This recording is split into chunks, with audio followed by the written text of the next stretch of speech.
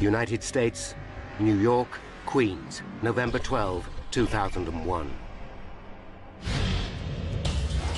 6:30 a.m. JFK Airport is on high alert.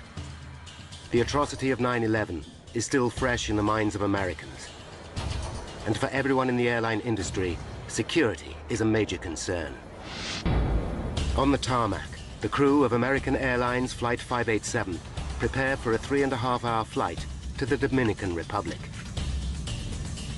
Captain Ed States, the senior pilot, and his first officer, Sten Molen, carefully check the exterior of their aircraft. The son of a pilot, Molen has 10 years' experience with the company, joining American Airlines at the age of just 24. Like his father before him, Sten sees it as much more than a job. If he wasn't a pilot, he doesn't know what he would be doing because it was that important. He loved his job. Traveling to the Dominican Republic this morning are 251 passengers. Among them, 83-year-old Hipólito Algaroba and his 73-year-old wife, Ubencia. The elderly couple have decided to return to their homeland for their twilight years and are expecting their son, Hector, to show up and see them off. They're going home for good because they have raised 3 kids and their job is done. The couple have arrived well before their scheduled departure time. So early, the airline offers them seats on an earlier flight. By the time Hector gets to the airport, his parents have already checked in. But his mother comes back from departures to say goodbye to her son. How's that? I asked about my father, and she said that he's fine, and he said he'll see me when I get there in a couple of months. And I gave her another kiss. I guess that was the kiss for my father. At 7 a.m., Ed States and Sten Molen begin pre-flight checks. The aeroplane is an Airbus A300-605R, capable of carrying up to 266 people.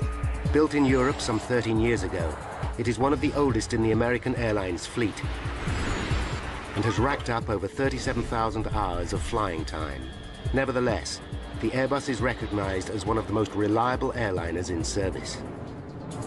Today, though, that reliability has been undermined by the stringent new security measures. Every passenger is searched twice before boarding is allowed, and the scheduled takeoff time of 8:40 begins to slip. By 9 a.m., all 251 passengers are on board.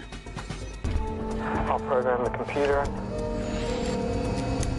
Pre-flight checks are complete. Clear right. Clear left.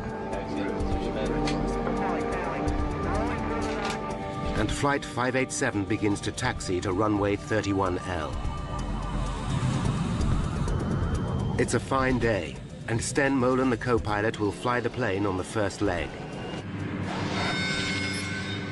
9:11 a.m. A Japanese Airlines 747 immediately in front of 587 is cleared for takeoff. The controller gives Molen and States a routine caution. He tells them there's a risk of air turbulence from the Japanese plane ahead.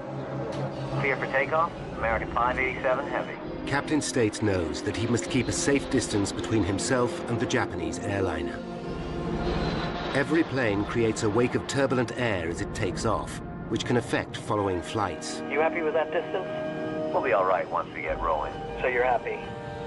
Their flight path will take them across Jamaica Bay and over the Rockaway Peninsula in the borough of Queens.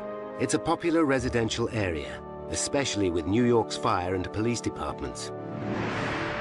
Today is Veterans Day, a public holiday, but not everyone is having the day off. Okay, I'm off.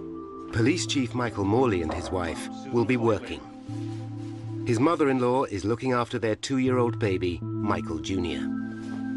Okay, Mikey. It was just another day. I just had spent about the first week of not doing 12-hour days going down to the World Trade Center. Now, a week later, they started trying to get the police department to get back to normal. Mike Morley's next-door neighbor is Lois Shaw, a financial controller for a lighting company. It was a beautiful day, and I just left and got into my car, and I really didn't think about anything. And I'm just driving to work. Because it's a holiday, her husband Mark is at home. He's taking their 15-year-old son to the doctor. Jason, come on, let's go. If he can get him out of bed. I say, like, what are you doing in bed? And like any other teenager, he gives me that answer. I said, come on, it's time to get up, we gotta go. 9:14. Sten Molen starts the takeoff run. Rotate. 9:14 and 29 seconds. D2. Flight 587 lifts off. Positive rate, gear up, please. Ground control at JFK wishes them well and instructs Molen and States to contact New York departures. 9:15. Flight 587 is now at 1,700 feet. The departure controller gives them a navigation fix. New York, American 587, heavy turn left, proceed direct wavy. We'll turn direct wavy, American 587, heavy. 1 second later, the plane begins to shake. The pilots know the turbulence is likely to have come from the Japan Airlines jumbo up ahead. It's a routine hazard, and Molen flies through it. 250, thank you. The captain increases the speed of the plane to 250 knots, the maximum allowable at that height. But seconds later, the plane hits more turbulence. Sten Molen takes decisive action. Using his foot controls, he applies the rudder first to the right and then to the left to try and stabilize the plane. Back power. Again, Molen asks for more power to keep the aircraft under control. You all right? Yeah, I'm fine. Hang on to it. Hang on to it. Full power, please.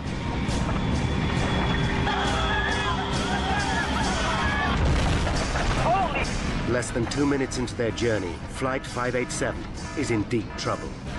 The lives of 260 people in the air and many more below are in mortal danger. 89 seconds after takeoff, Flight 587 is in trouble. In the cockpit, co-pilot Sten Molen is fighting the controls. What the hell are we into? I'm stuck in it! Get out of it! Get out of it! Far below, 53-year-old Pete Hayden, deputy chief of the New York Fire Department, is taking his first day off since September 11th. His attention is drawn to a plane making an unusual straining noise. It's struggling. I look up. It's lower in the sky than normal. I'm watching it, and the plane suddenly begins to break apart. Holy!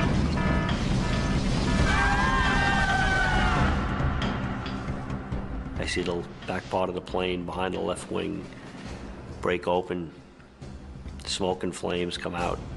As the plane spins out of control, the engines shear off.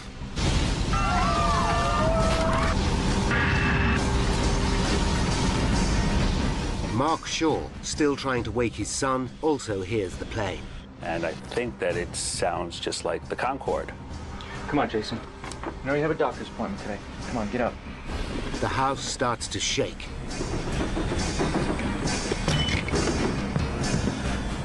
Pete Hayden watches in disbelief.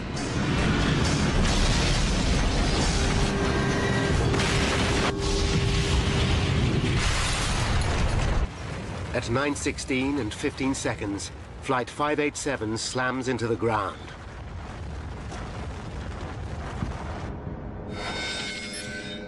At 9:20 a.m., a pilot who has seen the crash alerts air traffic control at JFK.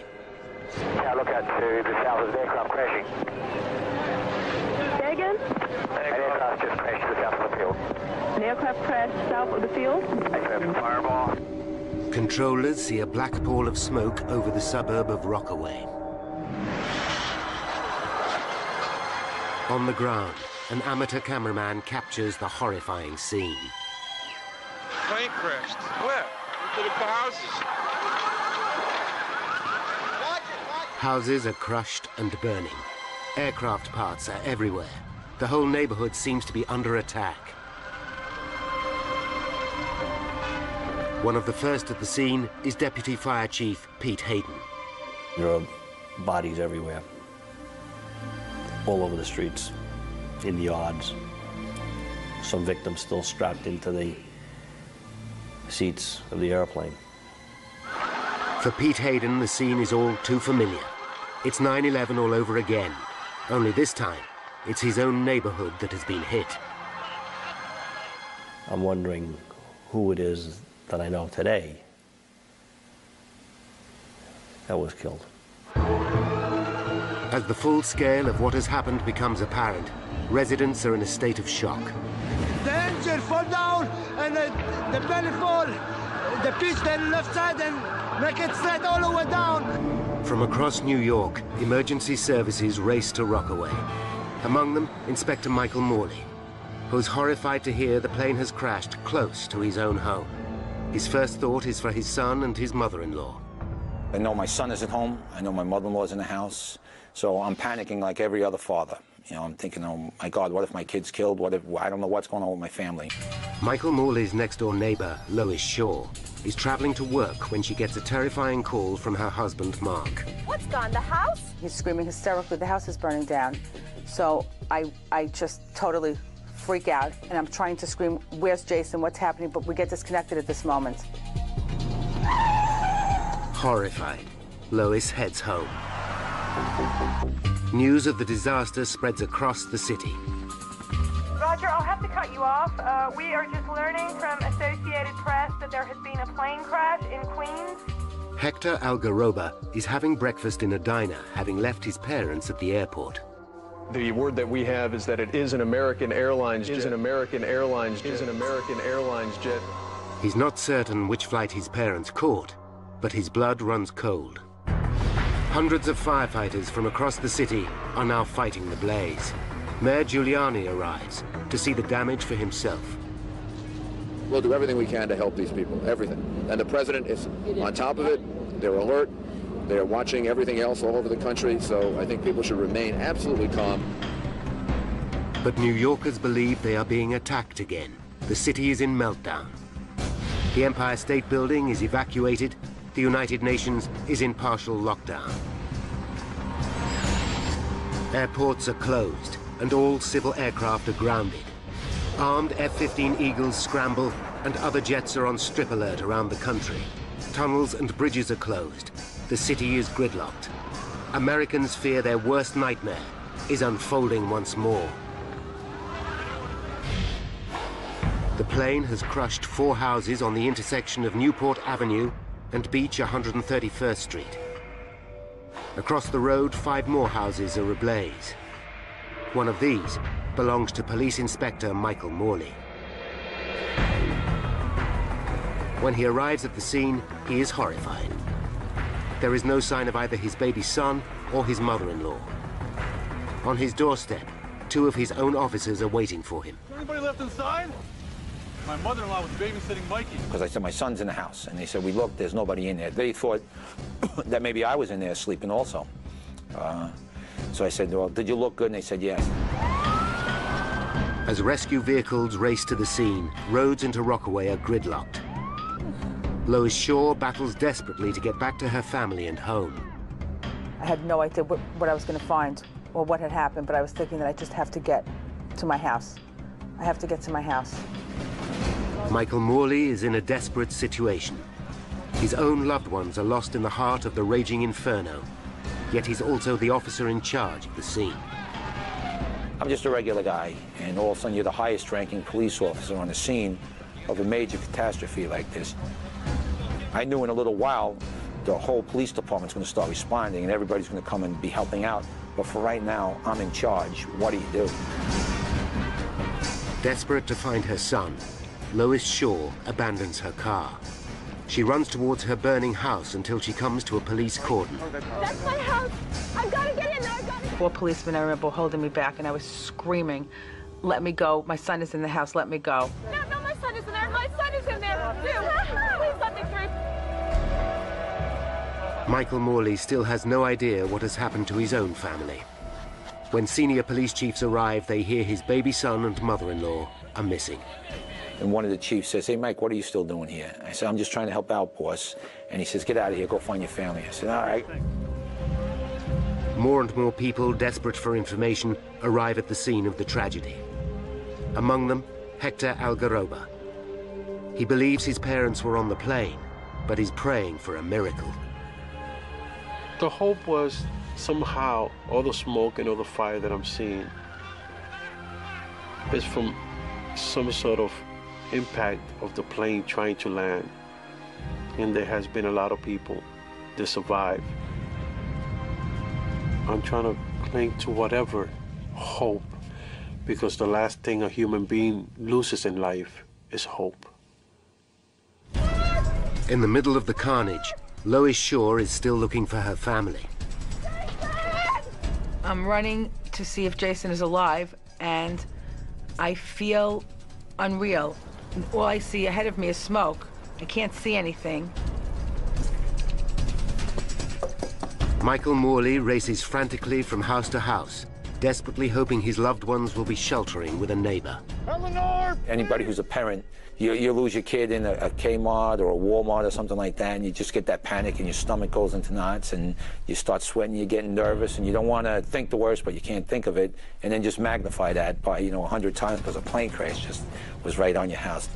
Jason, answer me, Mark! Then, Lois Shaw hears the shout she's longing for. And I looked, and that's when I saw Jason and Mark. Lois! Lois, we're over here! Once I saw him alive, at that moment, that was all that I really cared about. Nothing else really mattered. Oh my God, are you okay? Oh, Jason! Jason and his father are alive and well. They got out of the house with seconds to spare. Oh my God, thank God! Oh, thank God you're okay. Give her a big hug. She was hysterical crying. That's when and then she was like, "What? Are you okay? Are you okay?" I was like, I didn't really have any emotions. It was just good to be together. A block away, Michael Morley is still frantically searching when a neighbor calls him over. Hey, Mike, get over here! God, they're right in there! They're right in there! I saw him. It was a fantastic feeling because 2 seconds earlier, I'm starting to panic, thinking maybe they really were dead, and you turn around and there they were. My son was crying when he saw me, and you get worked up when your son's crying, and my eyes started getting wet. So I just held him for about 5 minutes. But for each moment of joy, there are 100 of despair. Stan Molin, father of the co-pilot, gets a phone call with devastating news. Told him that call came in, you can sort of, hope that it was a different airplane. But that was the oh no, this can't be moment.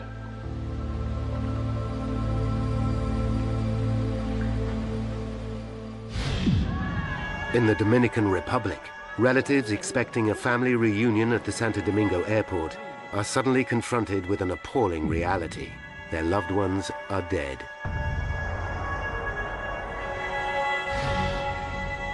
Hector cannot leave until he knows what has happened to his parents. He waits, hoping desperately. With the fire under control, the body count and identification of victims is underway. Mayor Giuliani holds a press conference. We have so far recovered 132 bodies. And as the governor said, there were 255 people and crew members that were listed on the manifest.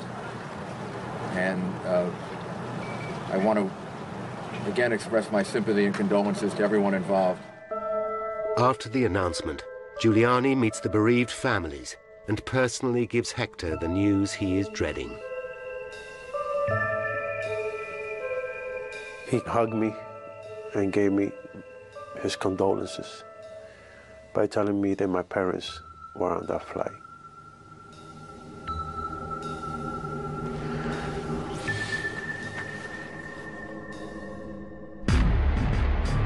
It's just 2 months and 1 day since 9/11. The parallels with America's worst terrorist outrage are striking. America looks to the White House for answers. At 12 p.m., White House Press Secretary Ari Fleischer makes a statement. First, information is always subject to change. We have not ruled anything in, not ruled anything out. Then President Bush interrupts a meeting with Nelson Mandela to make a statement.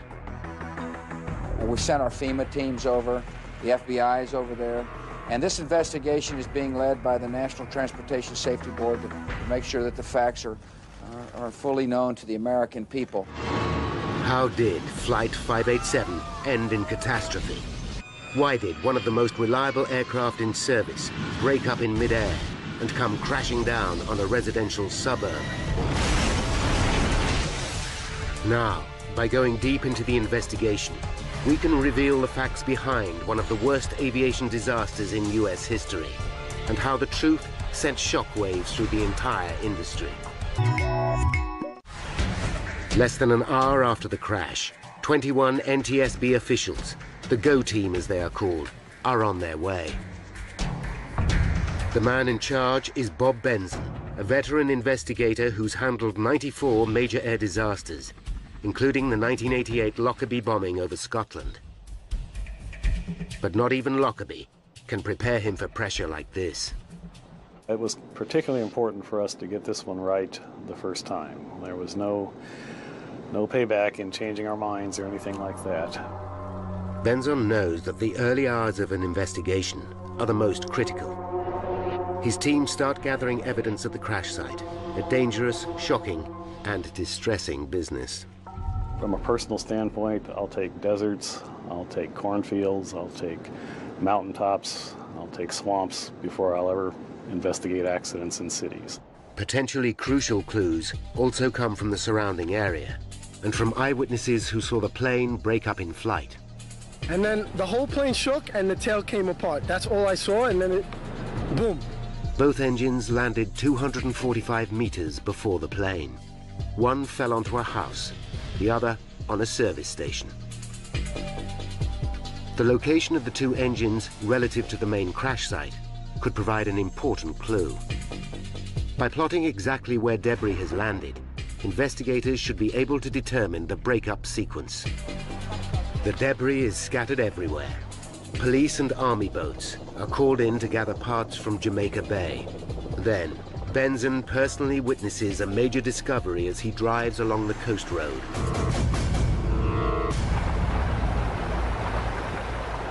A crane is lifting the tail fin from the water. That really got our attention. The tail fin is an essential component of the aircraft. Without it, an airliner simply cannot fly. The fin was found floating in the water 1.2 kilometers behind the main crash site. For the investigators, this is clear evidence that it must have been one of the first parts to break away. It could be at the very heart of the accident. But what could have caused such a catastrophic failure? For a tail to simply fall off a plane is virtually unprecedented. Of the hundreds of eyewitnesses who saw the crash, there is no doubt. This was a bomb. And I saw an explosion in the sky, and I saw the plane. It looked like one of its wings fell off. Just aiming for the ground, and I felt an impact, and then I saw smoke. Well, my neighbor was yelling, "Take cover," and I really thought, this is it, they've started bombing now. Even for a trained investigator, it's difficult not to jump to conclusions. We're not supposed to speculate. At early stages of any investigation, it was very hard not to in this particular case.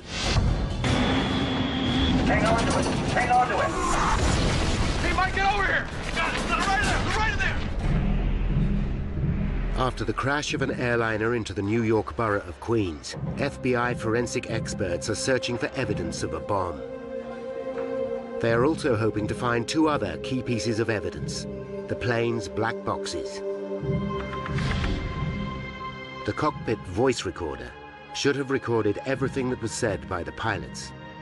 The flight data recorder could tell them exactly how the plane performed throughout the flight. Each of the black boxes might unlock the mystery of the crash, but lead investigator Bob Benson knows finding either of them is likely to take days. Even then, they could be badly damaged. But just hours into the search comes an amazing stroke of luck. Marion Blakey, spokeswoman for the NTSB, makes an announcement. We have recovered the cockpit voice recorder. By now, there is a frenzy of speculation over the incident. Terrorism, is foremost in people's minds. But for Benson and the NTSB, the lack of any corroborating evidence to support the theory is troubling.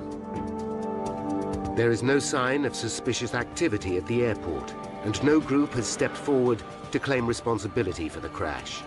They take a calculated risk and announce that even at this early stage, they believe this was not a deliberate act.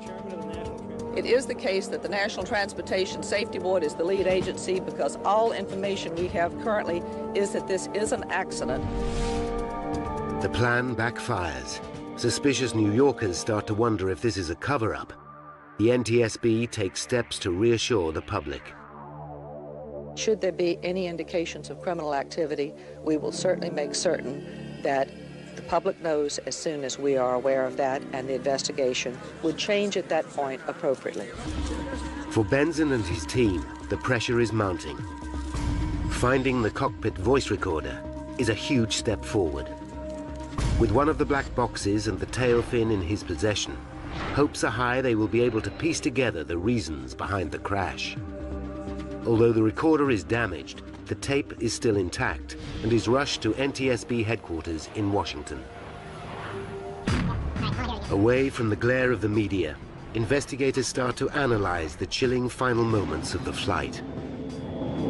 Let's go for power, please. Every word, every sound is carefully analyzed.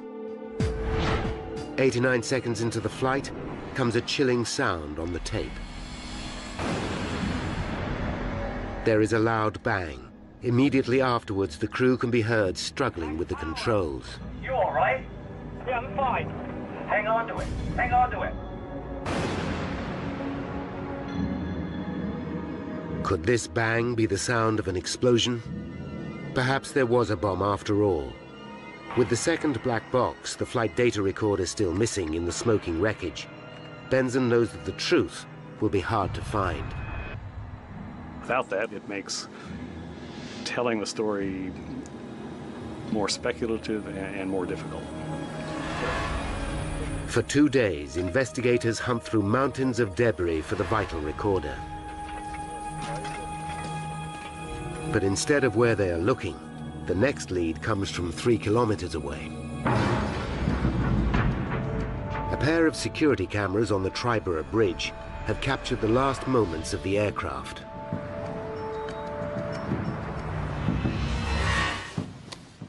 These tapes could hold the key to the disaster. In the grainy footage, the Airbus can just be seen as a black dot. On one camera, the dot disappears behind a building. Then the second camera picks it up. It shows what could be a crucial moment. A faint white streak just visible, trailing behind the aircraft. Is this the explosion seen by so many eyewitnesses? Is this the cause of the sound, after which the pilot lost control? This could be hard evidence to prove that there was a bomb, after all. The only way to find out is to compare the time. If the white streak happened at the same time as the bang captured by the voice recorder, the two are likely to be the same event. Investigators visit the site of the toll booth cameras. Using buildings as reference points, they work out exactly where and when the streak occurred. The results back up their theory that this was not a bomb. We can see that the streak began 8 seconds after the initiating accident sequence. The calculations show the streak occurred after the bang on the recorder. The flash is probably fuel escaping as the plane breaks up. This can't be the start of the accident, although it could be the reason so many people thought they saw an explosion.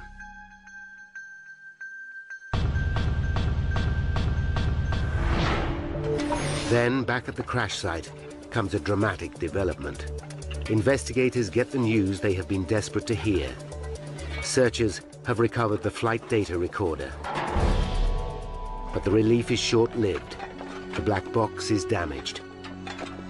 The NTSB sent it back to the manufacturers to see what, if anything, can be retrieved.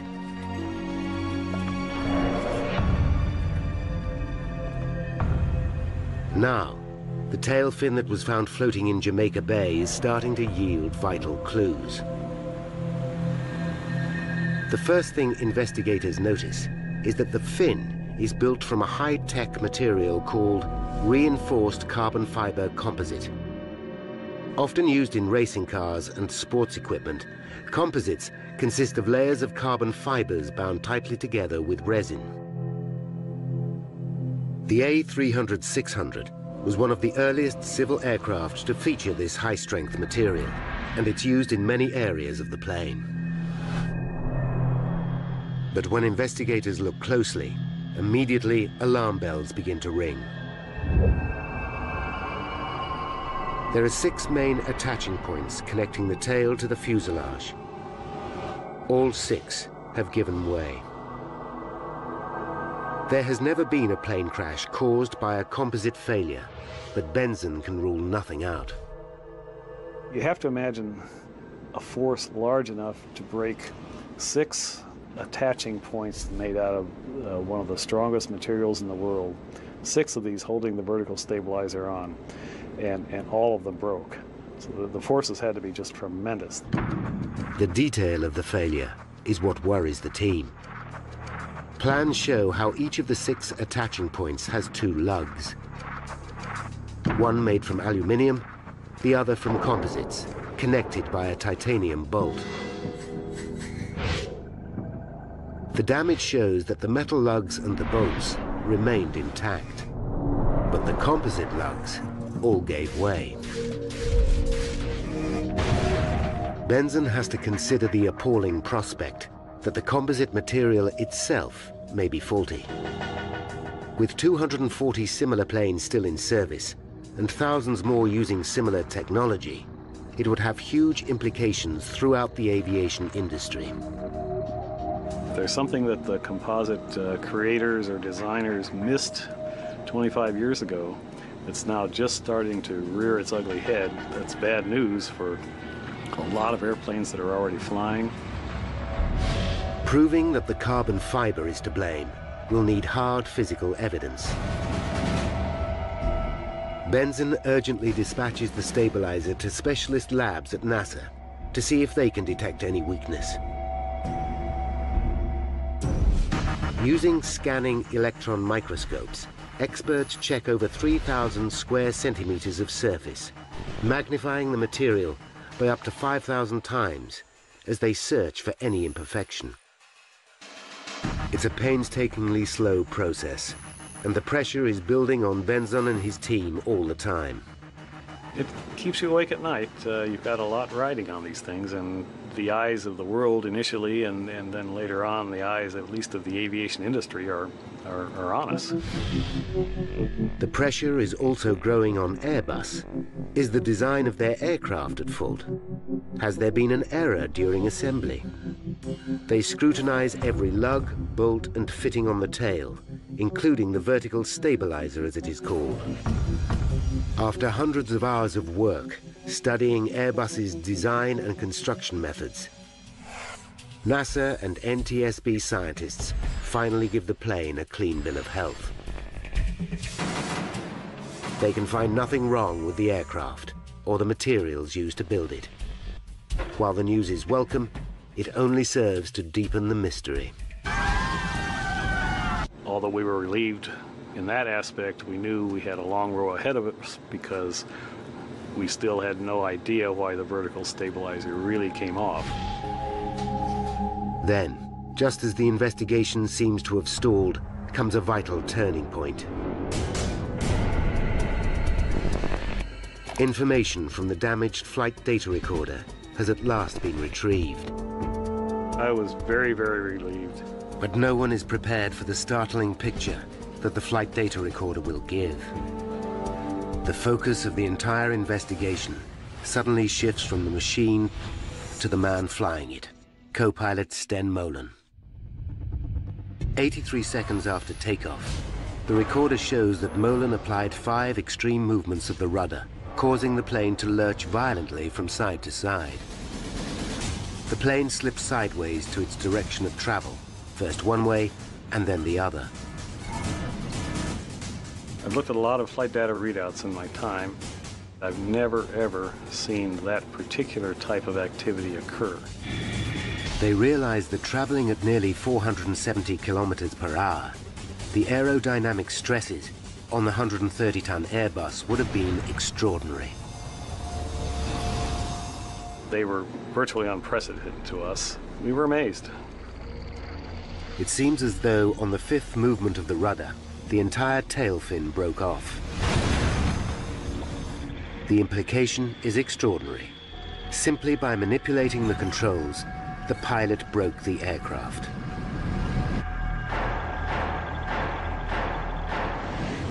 The NTSB is so concerned, they take immediate action.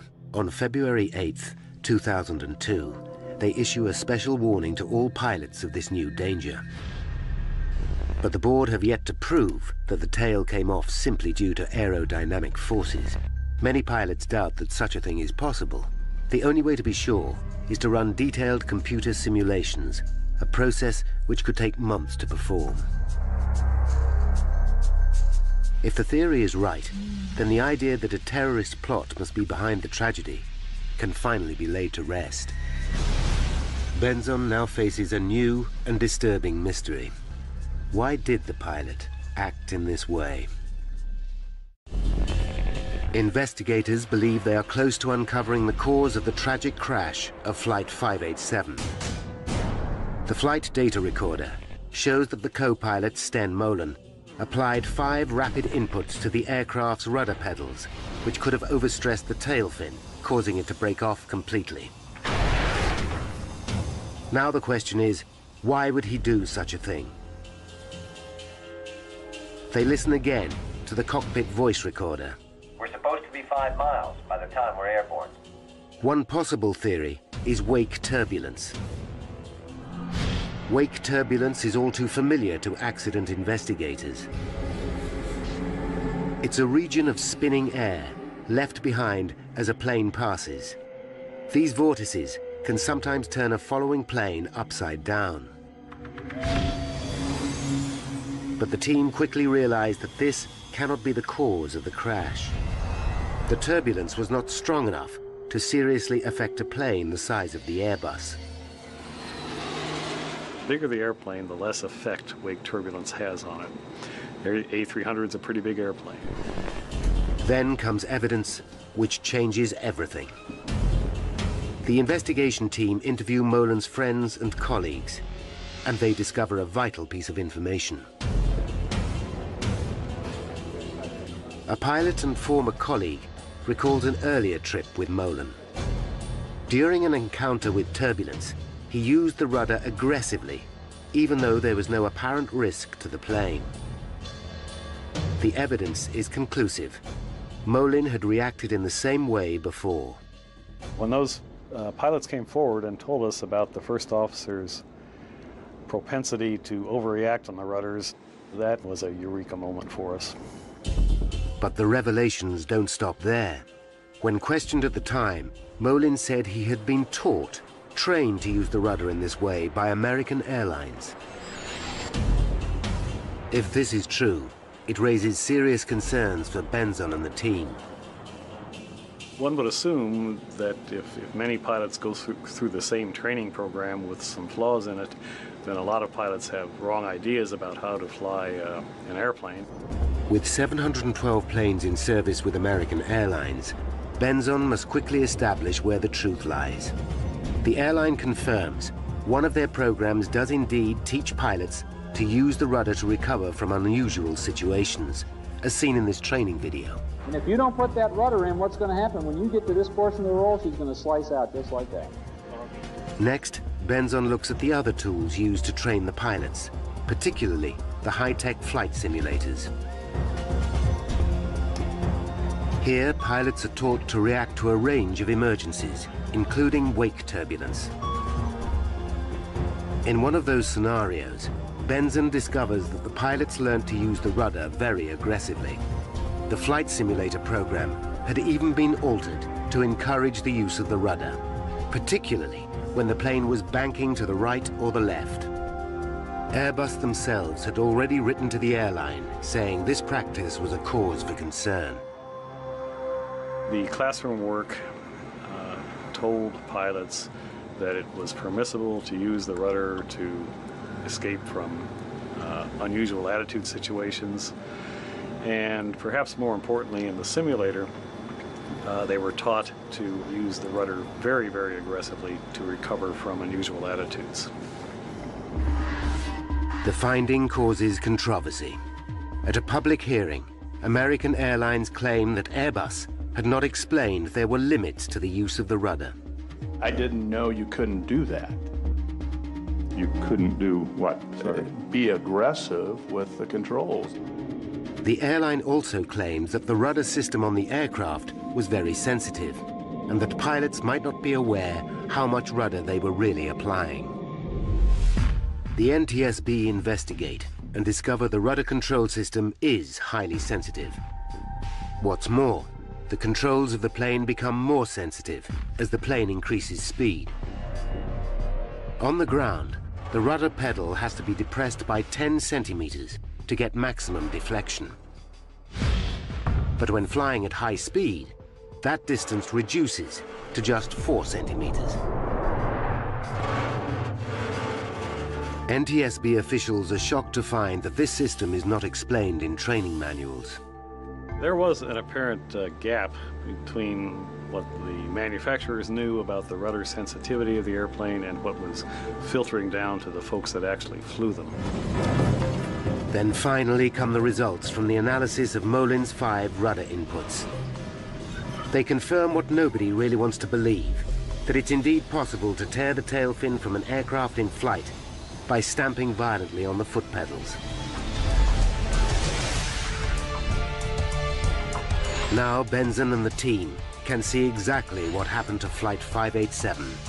Step by step, they have pieced together the key events that led to the tragedy. 5 minutes to disaster. Flight 587 awaits clearance for takeoff Taxi in position and hold. as a Japanese 747 airliner takes off. 30 seconds later, Flight 587 is given a warning of wake turbulence. Clear to land, wind 260 at 1/4, pushing the turbulence. 2 minutes to disaster, Flight 587 takes off. Positive rate, gear up, please.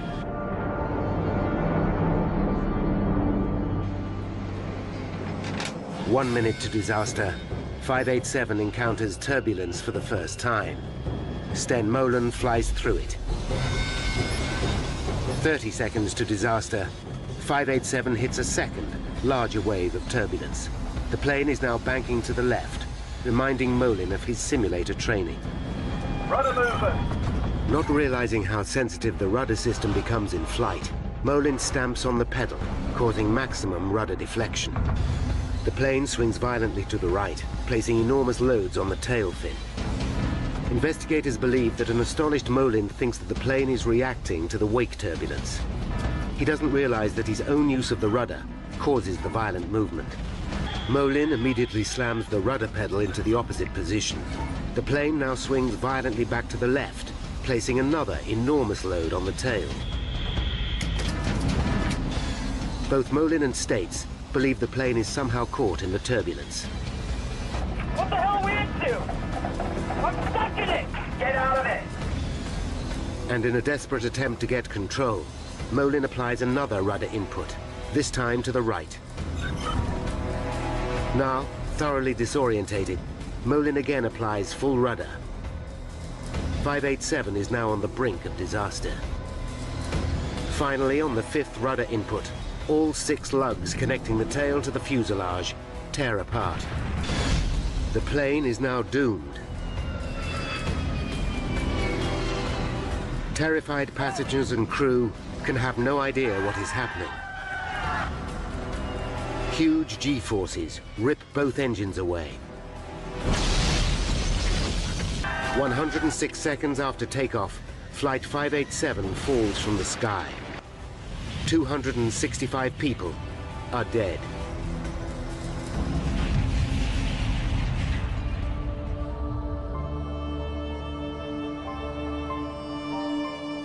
Important lessons have been learned from the tragedy. Airbus have issued a bulletin reminding pilots how to use the rudder, and American Airlines have modified their training program. Together with the NTSB, the aviation industry has moved to ensure that such a terrible accident will never happen again.